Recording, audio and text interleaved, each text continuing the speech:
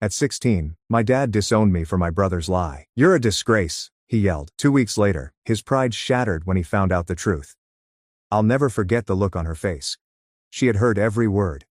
And for the first time in a long time, I noticed something different in her gaze. Something sharp and frigid. And I knew things were going to change. I did not move. I could not. My feet were stuck to the floor as I saw Mom look at Dad as if she had never seen him before. She said nothing at first. She merely stood there, her keys still in hand and the grocery bag slipping from her fingers. I recall seeing an apple roll out and strike the floor.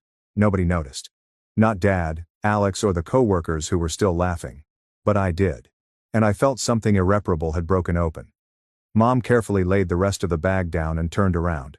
She passed past me without saying anything, yet our gazes briefly connected. I expected disappointment or perhaps guilt.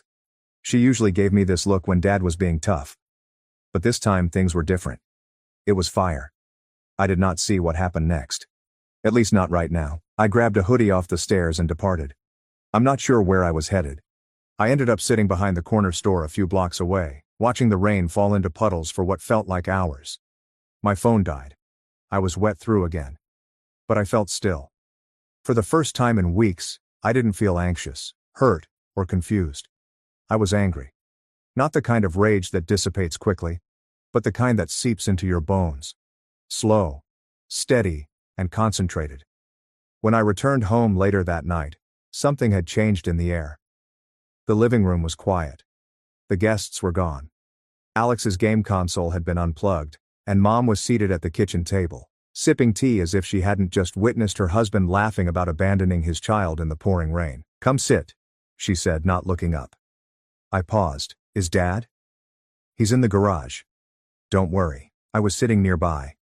The tea in front of me was still heating. "You didn't tell me," she said. "You didn't say what he said to you that night." "I assumed you already knew." "I didn't," she replied gently. "Alex told me you stormed out after breaking something and screaming at Dad." I stared down, my jaw clenched. "Of course he did."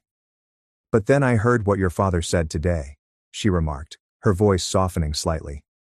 And suddenly a lot of things made sense. We sat quietly. "I'm sorry," she added, making me flinch. Not because of the apology, but because it seemed genuine. Too real, like if she had finally witnessed what I had been quietly going through. I didn't say anything. I didn't know what to say, but that moment should have marked the beginning of things becoming better. It wasn't because that's when Alex knew he was losing control, which he didn't take well.